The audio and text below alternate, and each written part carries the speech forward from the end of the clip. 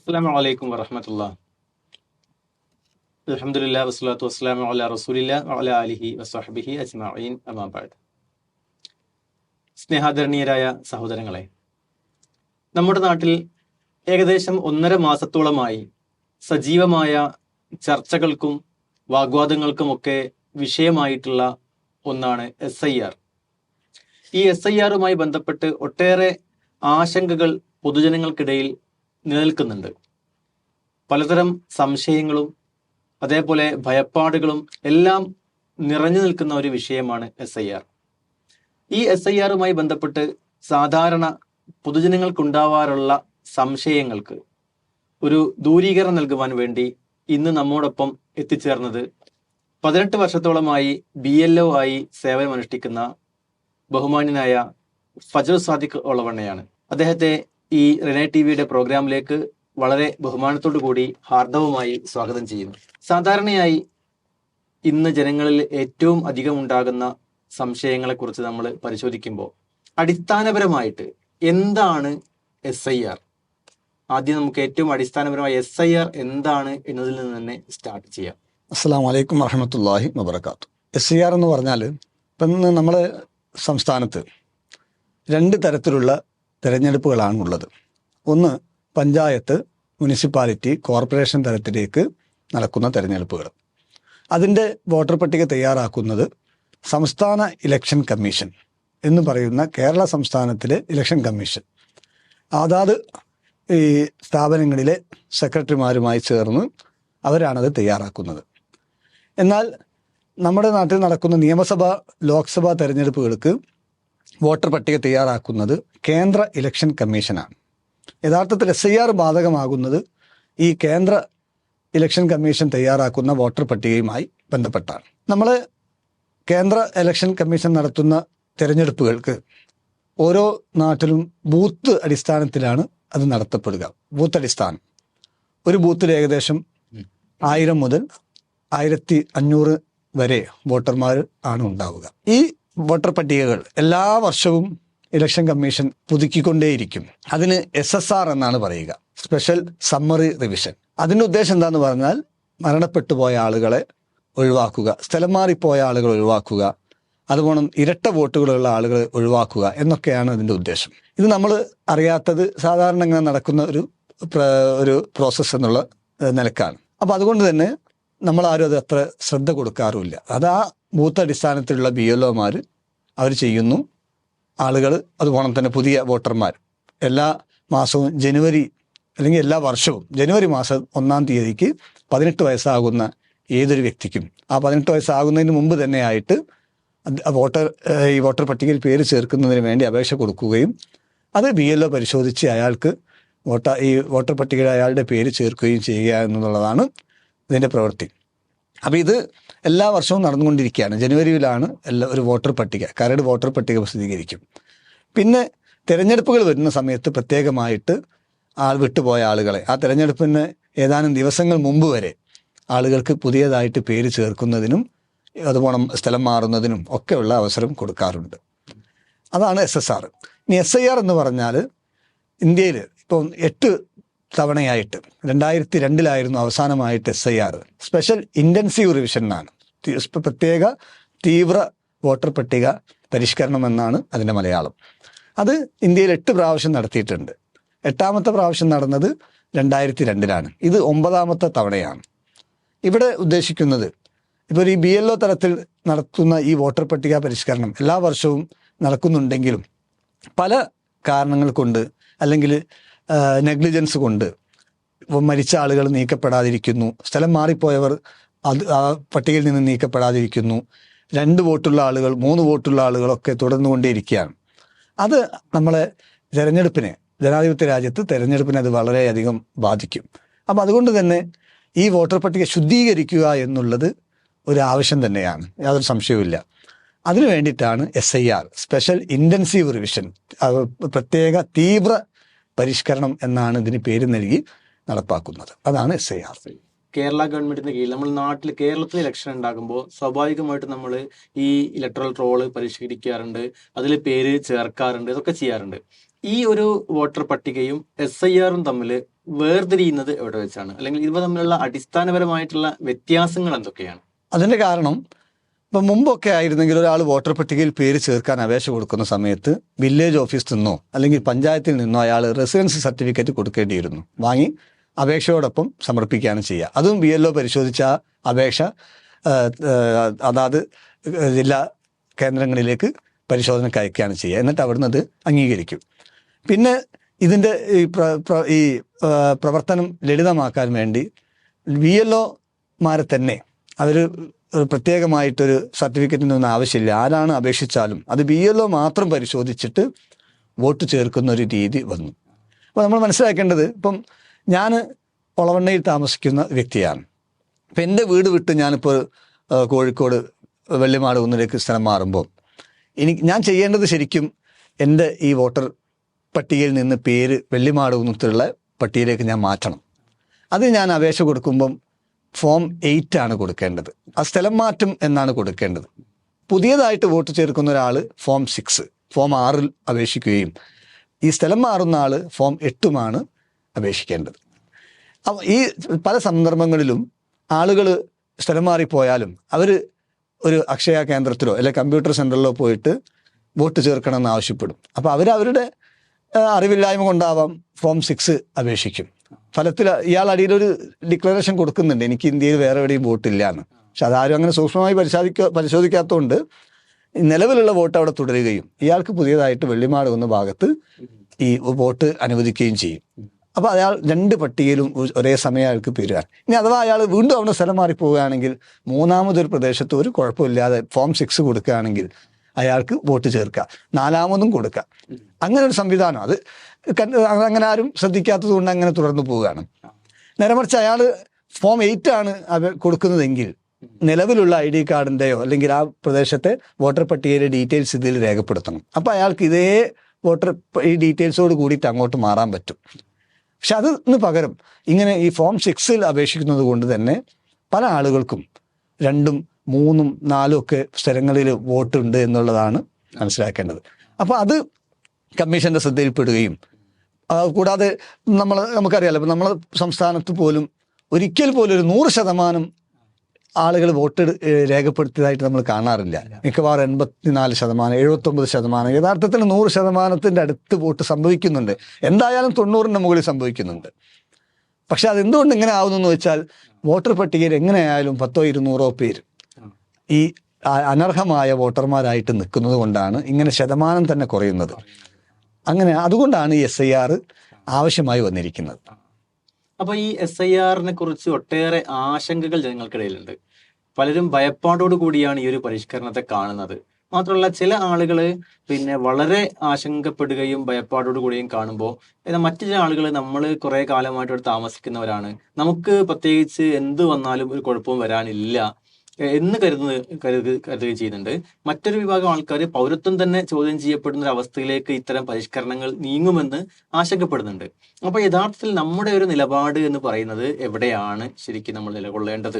നമ്മൾ ഇവിടെ എങ്ങനെ നോക്കിക്കാണണം ഈ ഒരു പരിഷ്കരണത്തെ എന്നുള്ളതാണ്. അതായത് ജനാധിപത്യ രാജ്യത്ത് ജീവിക്കുന്ന ഒരാളെ സംബന്ധിച്ചിടത്തോളം വിജിലന്റ് സിറ്റിസൺഷിപ്പ് എന്ന് പറഞ്ഞൊരു കാര്യമുണ്ട്. അയാൾ ആ രാജ്യത്തെ പൗരനാകുമ്പം എല്ലാ കാര്യത്തിലും അയാളുടെ ഒരു സൂക്ഷ്മമായ പങ്കെടുക്കൽ ആ ജനാധിപത്യ പ്രക്രിയയിൽ ഉണ്ടാവണം.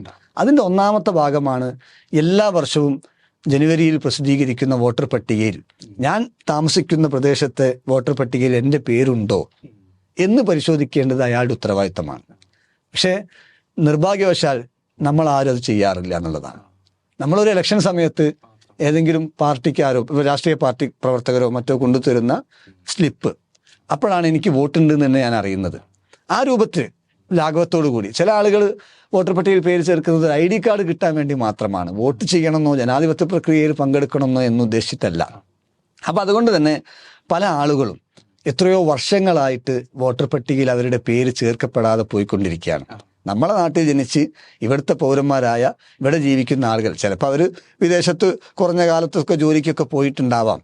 അതിൻ്റെ പേരിൽ പോലും അല്ലെങ്കിൽ ചില ആളുകളായിരിക്കും ഞാനിവിടെ നാട്ടിലുണ്ടാകില്ല ഇലക്ഷൻ സമയത്ത്, അപ്പം എനിക്ക് വോട്ട് ചെയ്യേണ്ട ആവശ്യമില്ല, അതുകൊണ്ട് ഞാൻ വോട്ടർ പട്ടികയിൽ പേര് ചേർക്കേണ്ട എന്നൊക്കെയുള്ള ഒരു കണക്കുകൂട്ടലുകളാണ്. മുൻകൂട്ടി അവർ കണക്ക് കൂട്ടിയിട്ട് അങ്ങനെ ഈ വോട്ടർ പ്രക്രിയയിൽ നിന്ന് മാറി നിൽക്കുകയാണ്. യഥാർത്ഥത്തിൽ ജനാധിപത്യ രാജ്യത്ത് ഒരു പൗരനെ സംബന്ധിച്ചിടത്തോളം അടിസ്ഥാനമായിട്ട് വോട്ടർ പട്ടികയിൽ, അതിന് സംസ്ഥാന വോട്ടർ പട്ടികയിലായാലും കേന്ദ്ര കമ്മീഷൻ ഉണ്ടാക്കുന്ന വോട്ടർ പട്ടികയിലായാലും തൻ്റെ പേര് ചേർക്കപ്പെടണം എന്ന് നിർബന്ധ ബുദ്ധി ഉണ്ടാകേണ്ടത് അയാൾക്കാണ്. അത് ഒരു രാഷ്ട്രീയ പാർട്ടിക്ക് വേണ്ടിയിട്ടോ അല്ലെങ്കിൽ ഒരു ഇലക്ഷൻ കമ്മീഷന് വേണ്ടിയിട്ടോ ഒന്നല്ല, ഞാൻ ഇതിൻ്റെ ഭാഗമാണ്.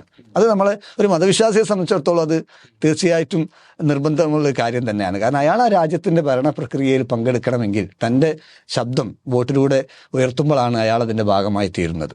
അപ്പോൾ പല ആളുകളും ഇങ്ങനെ ഇതിനെപ്പറ്റി ഒരു ബോധവും ഇല്ലാതെ എല്ലാ വർഷവും ജനുവരി മാസം പ്രസിദ്ധീകരിക്കുന്ന വോട്ടർ പട്ടിക പരിശോധിച്ച് നോക്കിയിട്ട് ഞാനതിലുണ്ടോയെന്ന് ഒരാളും നോക്കാറില്ല.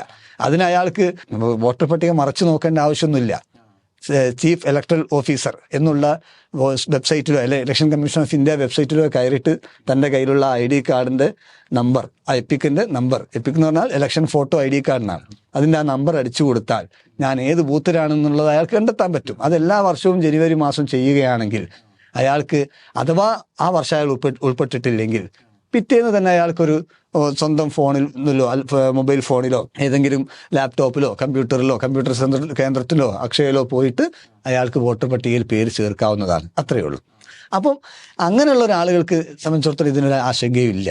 കൂടാതെ ഇത് പല കോണുകളിൽ നിന്നും അങ്ങനെയുള്ള ശ്രമങ്ങൾ നടക്കുന്നുണ്ട് എന്നുള്ളതാണ് ആളുകൾ ആശങ്കപ്പെടുത്താൻ. യഥാർത്ഥത്തിൽ ഇലക്ഷൻ കമ്മീഷൻ പ്രഖ്യാപിച്ചൊരു കാര്യം എന്ന് പറഞ്ഞാൽ ഇന്ത്യയിലെ 2002 അവസാനത്തെ SIR പ്രവർത്തനം നടന്ന 2002 പട്ടികയിൽ ഉൾപ്പെട്ട ഒരു വ്യക്തി, അയാളെ സംബന്ധിച്ചിടത്തോളം അയാൾ ഫോറം ഒപ്പിട്ട് കൊടുക്കുന്നതോടു കൂടി തന്നെ അയാൾ വീണ്ടും ഇനി വരുന്ന 2026 പ്രസിദ്ധീകരിക്കുന്ന വോട്ടർ പട്ടികയിൽ അയാൾ മെമ്പറായി മാറുന്നുള്ളതാണ്, അതിലൊരു അംഗമാകും. ഇനി അയാൾ 2002 പട്ടികയിൽ ഉള്ള ഒരാളുടെ മകനും അതുപോലെ അയാളുടെ പേരക്കുട്ടിക്കും ഇയാളുടെ നമ്പർ ഉപയോഗിച്ച് ചെയ്യാവുന്നതാണ്. അതായത് ഒരു വ്യക്തിക്ക് സ്വന്തമായിട്ട് 2002 അയാൾ ഇല്ലായിരുന്നെങ്കിൽ അയാളുടെ മാതാവിൻ്റെതോ പിതാവിൻ്റെതോ അല്ലെങ്കിൽ മാതാവിൻ്റെയും പിതാവിൻ്റെയും അവരുടെ മാതാപിതാക്കന്മാർ, അതായത് ഗ്രാൻഡ് ഫാദർ ഗ്രാൻഡ് മദർ, അത് രണ്ട് രൂപത്തിലും ഇവരുടെയൊക്കെ നമ്പർ കൊടുത്തിട്ട് അയാൾക്കും ഈ വോട്ടർ അതിന് പ്രോജനി എന്നാണ് പറയുക. അപ്പോൾ സെൽഫായിട്ടും പ്രോജനിയായിട്ടും അയാൾക്ക് വോട്ടർ പട്ടികയിൽ ഈ ഇടം നേടാവുന്നതാണ് 2026 പ്രസിദ്ധീകരിക്കാൻ പോകുന്ന. പിന്നെ മൂന്നാമത്തൊരു ആളുകൾ എന്ന് പറഞ്ഞാൽ ഞാൻ നേരത്തെ പറഞ്ഞതുപോലെ പല കാരണങ്ങൾ കൊണ്ട് 2002 പട്ടികയിൽ പെടാത്ത ആളുകൾ. അത് അവരെന്തുകൊണ്ടെന്ന് പറഞ്ഞാൽ അവർ ഒരു പക്ഷേ അന്ന് നാട്ടിലില്ലായിരിക്കാം.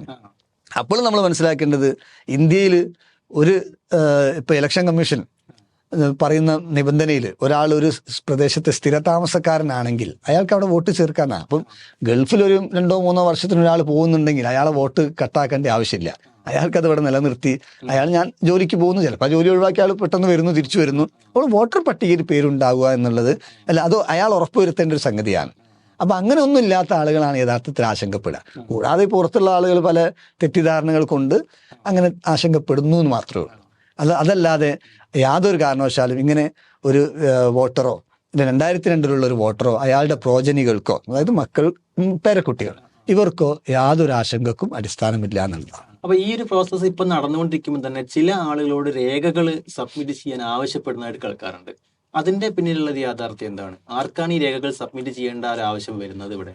അതായത് ഞാൻ പറഞ്ഞത് 2002 SIR വോട്ടർ പട്ടിക അന്ന് പുറത്തിറക്കിയ ആ വോട്ടർ പട്ടികയിൽ പേരുള്ള ഒരാൾ, അയാൾക്ക് പിന്നെ ഒരു രേഖന്റെ ആവശ്യമില്ല. ഈ എന്യൂമറേഷൻ ഫോറം താഴെ ഒപ്പിട്ട് കൊടുത്താൽ തന്നെ അയാൾ വോട്ടറായിട്ട് തുടരും. പിന്നെ അയാളുടെ മകൻ, അയാളുടെ പേരക്കുട്ടിയും, ഇയാളുടെ നമ്പർ മതി ഇവർക്ക് 3 പേർക്കും. അപ്പൊ ഈ പ്രോജനിക്കും ബാധകരിക്കുക.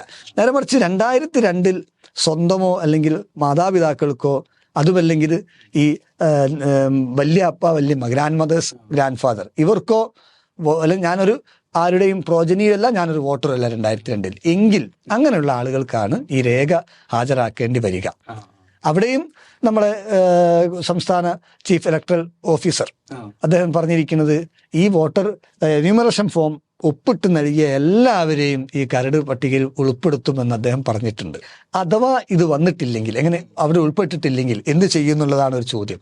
അതിന് ഇപ്പം നമ്മൾ മനസ്സിലാക്കേണ്ടത് ഇപ്പം ഈ ഡിസംബർ 18 വരെ, അതായത് നവംബർ 4 മുതൽ ഡിസംബർ 18 വരെ ഈ എന്യൂമറേഷൻ ഫോറം സമർപ്പിക്കാനുള്ള സമയമാണ്. അതിപ്പോൾ നീട്ടി 18 വരെ എത്തിയിട്ടുണ്ട്. ഇനി അത് കഴിഞ്ഞാൽ ഡിസംബർ 23 ചൊവ്വാഴ്ച ഒരു ഡ്രാഫ്റ്റ് റോൾ, അതായത് കരട് വോട്ടർ പട്ടിക പ്രസിദ്ധീകരിക്കും. അതിൽ നമുക്ക് പരിശോധിക്കാം എൻ്റെ പേരുണ്ടോ എന്ന് നമ്മൾ പരിശോധിക്കണം. ഇനി അങ്ങനെ ഒരാൾക്ക് അയാളെ പേര് ഉൾപ്പെട്ടിട്ടില്ല എങ്കിൽ അയാൾക്ക് പരാതി കൊടുക്കാവുന്നതാണ്. പരാതി നൽകാൻ എല്ലാ നിയോജക മണ്ഡല അടിസ്ഥാനത്തിലും ഒരു ERO, ഇലക്ഷൻ രജിസ്ട്രേഷൻ ഓഫീസർ എന്ന് പറഞ്ഞൊരു ഓഫീസർ ഉണ്ട്. അവർക്കാണ് ഇതിന്റെ ഈ ചുമതല, വോട്ടർ പട്ടികയിൽ പേര് ചേർക്കേണ്ട അടിസ്ഥാന ചുമതല അവർക്കാണ്. അപ്പൊ അവർക്ക് പരാതി കൊടുക്കാം. അതുപോലെ തന്നെ പരാതി പരിഹരിക്കപ്പെട്ടിട്ടില്ലെങ്കിൽ ഡിസ്ട്രിക്ട് ഇലക്ഷൻ ഓഫീസറായ ജില്ലാ കലക്ടർമാർക്ക് പരാതി കൊടുക്കാവുന്നതാണ്. അവിടെയും അയാളെ വോട്ടർ പട്ടികയിൽ ഉൾപ്പെടുത്താൻ അയാളുടെ ക്ലെയിം അംഗീകരിച്ചിട്ടില്ലെങ്കിൽ അയാൾക്ക് CEO, ചീഫ് ഇലക്ടറൽ ഓഫീസർക്ക്, സംസ്ഥാനത്ത് ഏറ്റവും ഉന്നതനായ കേന്ദ്ര ഇലക്ഷൻ കമ്മീഷന്റെ ഉദ്യോഗസ്ഥനായ CEOക്ക് അദ്ദേഹത്തിന് പരാതി കൊടുക്കാവുന്നതാണ്. ഇതിന് ശരിക്കും 23-ാം തീയതി മുതൽ ജനുവരി 22 വരെ ഒരു മാസക്കാലം സമയമുണ്ട് ഈ പരാതി കൊടുക്കാൻ. അങ്ങനെ പരാതി പരിഗണിച്ച് നോട്ടീസ് കൊടുക്കാൻ വേണ്ടിയിട്ട് ഡിസംബർ 23 മുതൽ ഫെബ്രുവരി 14 വരെ 1.5 മാസം അതിന്റെ ഹിയറിങ്ങും നോട്ടീസും ഒക്കെ ആയിട്ട് പോകും. അതായത് ഇത്രയും അവർക്ക് ഇനി തള്ളിപ്പോയാലും സമയമുണ്ടല്ലോ, 1.5 മാസത്തിന്റെ ഇടയ്ക്ക് അവർക്ക് ഈ തലങ്ങളിൽ പോയിട്ട് പരാതി കൊടുക്കാവുന്നതാണ്. എന്നിട്ട് അത് പരിഹരിക്കാം. അങ്ങനെ അവസാനം ഫെബ്രുവരി 21-ാം തീയതി ശനിയാഴ്ച നമ്മളെ ഫൈനൽ റോൾ, എല്ലാ പരാതിയും പരിഹരിച്ച് പരാതിക്കാരെ ഉൾപ്പെടുത്തി ഒക്കെ ഫൈനലായിട്ടൊരു വോട്ടർ പട്ടിക 21-ാം തീയതി, ഫെബ്രുവരി 21-ാം തീയതി പ്രസിദ്ധീകരിക്കും. യഥാർത്ഥത്തിൽ ഇത് എല്ലാ വർഷവും പ്രസിദ്ധീകരിക്കുന്നുണ്ട്. ഞാൻ പറഞ്ഞല്ലോ, ജനുവരി മാസത്തിൽ പ്രസിദ്ധീകരിക്കുന്ന, ഒരു മാസം മുന്നോട്ട് പോയിട്ട് ഫെബ്രുവരിയിൽ പ്രസിദ്ധീകരിക്കും. അവിടെ ഒരു ചോദ്യം, ഞാൻ അതിലും ഉൾപ്പെട്ടിട്ടില്ല. വീണ്ടും അയാൾക്ക് ഈ അപേക്ഷ കൊടുക്കാനുള്ള സ്വാതന്ത്ര്യമുണ്ട്. കാരണം അയാൾക്ക് ഒരു രേഖയില്ലെങ്കിൽ പോലും അയാൾക്ക് സ്വന്തം മൊബൈൽ ഫോണിലോ ഈ അക്ഷയ കേന്ദ്രങ്ങളിലോ കമ്പ്യൂട്ടർ സെന്ററിലോ പോയിട്ട് അയാൾക്ക് പുതിയതായിട്ടൊരു വോട്ടറായിട്ട് അപേക്ഷ കൊടുക്കാവുന്ന പറ്റും. ഇപ്പോൾ അത് തുടർന്നുകൊണ്ടിരിക്കുകയാണ്. ഇപ്പൊ നമ്മൾ സംസാരിക്കുന്ന സമയത്ത് അത് തുടർന്നുകൊണ്ടിരിക്കുകയാണ്. ഫോം 6 അയാൾക്ക് അപേക്ഷിക്കാം. അപ്പൊ അപേക്ഷിക്കുന്ന സമയത്ത് അയാളോട് വീണ്ടും ചോദിക്കുന്നുണ്ട് അയാളുടെ ബേസ്. അപ്പൊ അങ്ങനെ ഒരാൾക്ക് അങ്ങനെ ഒന്നും എനിക്ക് പറയാനില്ല എങ്കിൽ അവര് ഈ ARO ആവശ്യപ്പെടുന്ന സമയത്ത് മാത്രം അവരാവശ്യപ്പെടുക. ചിലപ്പോൾ അയാളുടെ ക്ലെയിം അവർ അംഗീകരിച്ച്, ഇപ്പം ഫോം 6 അപേക്ഷിച്ചു, അത് തള്ളിപ്പോയി, അല്ലെങ്കിൽ അങ്ങനെ തള്ളിറിഞ്ഞാൽ അവർക്കൊരു നോട്ടീസ് വരും, നിങ്ങളെ ഉൾപ്പെടുത്താൻ പറ്റൂല. അപ്പൊ എന്തുകൊണ്ട് അങ്ങനെയുള്ളൊരു നോട്ടീസ് കിട്ടിക്കഴിഞ്ഞാൽ അയാൾക്ക് അയാളുടെ മറുപടി കൊടുക്കാവുന്നതാണ്. അതിന് ഒരു ഡേറ്റ് വെച്ചിട്ടുണ്ട്. അതായത് ഒരു 4 വിഭാഗമാക്കിയിട്ട് ആളുകളെ വെച്ചിട്ടുണ്ട്. അതായത് 1987 ജൂലൈ 1 മുമ്പ് ജനിച്ച ആളുകൾ, 1987 ജൂലൈ 1 മുമ്പ് ജനിച്ച ആളുകളാണെങ്കിൽ അവർ സ്വന്തം ഡേറ്റ് ഓഫ് ബർത്ത്, ജനിച്ച സ്ഥലം തെളിയിക്കുന്ന ഒരു സർട്ടിഫിക്കറ്റ്. അതിന് തന്നെ ഇലക്ഷൻ കമ്മീഷൻ 13 രേഖകൾ നമുക്ക് പറഞ്ഞു തന്നിട്ടുണ്ട്. അതൊന്ന്, നമുക്കിപ്പോൾ ഒരു സർക്കാർ ജീവനക്കാരനാണെങ്കിൽ, ഏത് സർക്കാർ ജീവനക്കാരൻ, കേന്ദ്രമായാലും സംസ്ഥാനമായാലും, അയാളുടെ ID കാർഡ് മതി. അതുപോലെ തന്നെ ഈ 1987 മുമ്പ് ബാങ്കുകളൊക്കെ കൊടുത്തിരുന്ന പാസ്ബുക്ക് ഉണ്ടെങ്കിൽ, അതുകൊണ്ട് LIC രേഖകളോ അങ്ങനെ എന്തെങ്കിലുമൊക്കെ മതി. അതുപോലെ തന്നെ ഇപ്പൊ ഒരു ജനന സർട്ടിഫിക്കറ്റ്, ഏതെങ്കിലും ഇപ്പം നമ്മളെ പഞ്ചായത്തോ ആശുപത്രികളോ കൊടുക്കുന്ന ആ ജനന സർട്ടിഫിക്കറ്റ്, അതുപോലെ തന്നെ പാസ്പോർട്ട്. നമുക്കറിയാം ഗൾഫുകാരായിരിക്കും മിക്കവാറും ഇങ്ങനെ, അവർക്ക് അവരുടെ പാസ്പോർട്ട് ധാരാളമാണ്. പാസ്പോർട്ടിന്റെ ഒരു കോപ്പി കൊടുത്താൽ മതി.